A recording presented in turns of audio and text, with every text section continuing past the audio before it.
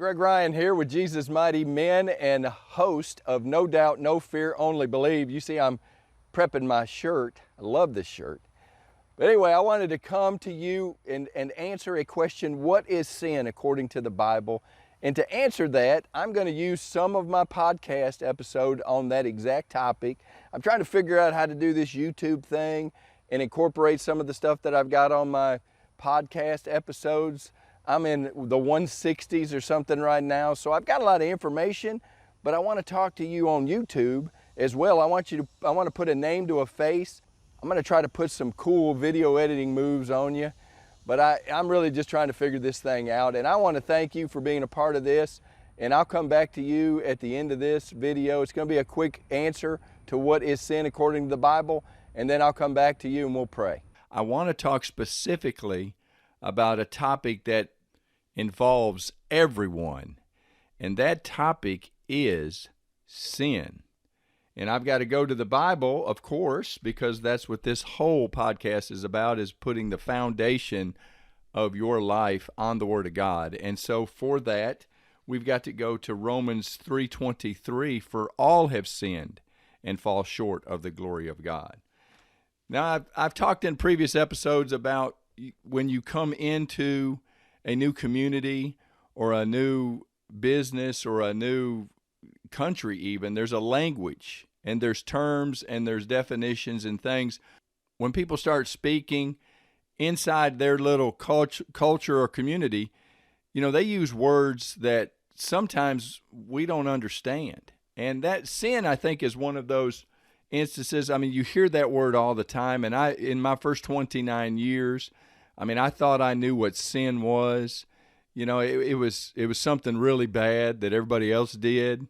Occasionally I'd screw up, but before I knew Jesus as my Lord and Savior, I don't know that I ever attached, walked around. I guess if I did, I would feel all that pressure and weight of needing a Savior. But for whatever reason, I just put my mistakes and all of my misgivings just in the back of my head. But, I knew when the Word of God came and said, the Holy Spirit, when it was preached, faith comes by hearing and hearing by the Word of God. When the Word of God was spoken, it quickened something inside of me that said, ooh, that may be me. And so when the Bible says something like all, then it means everybody. And so I want to define sin. What is sin? And the practical definition that I've heard and works for me, if you think of like a dartboard or a target, a shooter's target with the bullseye in the middle, that bullseye, everyone's seen a target and everyone's seen a bullseye, but anything outside that little red, most of them are red or black, anything outside of that circle is sin. It's missing. Everyone's aiming at the bullseye, so it's missing the mark.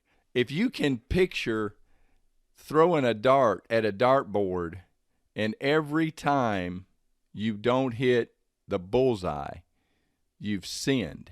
That's your picture of what sin is. Sin is just missing the mark, and it's pretty easy to see that we've all missed the mark. I miss the mark weekly, daily. But I don't just waller in missing and screwing up. Even though I do that, I try to correct my course. That's repentance, and that's for a different episode. What I do is I try to have a standard, and that's where I believe the Bible is such a powerful tool, because that is God's standard, perfection. And to think, when you start thinking about what Jesus did when he was born, he left heaven and he was born a virgin and he came to earth and never missed the mark. He never hit outside the bullseye. If for that day, like God had a specific plan for Jesus on each day, and Jesus nailed it. Now, I think he woke up early in the morning. He prayed a lot. He stayed in constant. If you look at the life of Jesus, you can see how to avoid it, but there's no way, because we're not born perfect, and we're not born with Father God's blood. So we are born into sin, and that's a whole nother thing. And I don't want to start chasing a different rabbit, but I want to concentrate on what sin is. Sin is just missing the mark. That's if you're supposed to turn left. If you've ever driven in a different city and you've got your whatever the navigation's talking to you, and it says at the light turn left, and you turn left, and then at the next street turn right, and you don't see that street and you drive past it. That recalculating tool, I mean, you could say that missing that mark, missing that turn, I mean, in the simplest of terms, you've sinned. So I want to take away that stigma. We all sin, so we all have missed the mark. We're not perfect, and the good news is that we don't have to be. Perfection has never been the standard for us, for you and I, because we have someone that has walked this earth and lived a perfect life and died a perfect death, and on the third day was risen to sit at the right hand of the Father. I mean, it is the gospel is a wonderful message. But I want to get back to sin, because since we've all done it, I want to kind of give it. And I have a ready, fire, aim mentality, and I've said that multiple times, and that's probably why I'm on this podcast. I don't use a lot of thought process when I decide to do something. I just do it, and so I tend to jump in. And before I'm ready to go swimming, sometimes I don't put the swimming trunks on in life. I just jump in, and I'm soaking wet in everything that I'm wearing. But when I saw this sin and how everybody did it, I was like, why not write a book? I mean, I know you're probably thinking, now who thinks like that? But why not write a book on what sin is and what it looks like? And so that's what way back, I don't even remember, I think it was in 2012 that I wrote this book, 8 years ago, 9 years ago, somewhere. We'll call it 10, just for easy numbers. But about 10 years ago, I wrote this book, and it was kind of based on, and I was, God was showing me things, and I was kind of picturing things in my mind. Well, let's cut the video off right here. I know that's a little abrupt, but we'll pick up the next video in what sin looks like. Well, I hope you got something out of that, and let's pray real quick. God, I thank you so much for the person watching this video, and I pray in Jesus' name that you would quicken in them the idea that all have sinned. Lord, your word is truth, and it says in Romans 3:23, for all have sinned and fall short of the glory of God. God, we thank you that you came for the answer.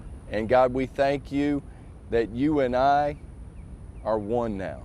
And I pray that the person watching this video would accept that they've messed up if they have not accepted you as their Savior, and take what you did on the cross for them, Lord, that you put sin on the cross once for all, and you died once for all sin, past, present, and future sin.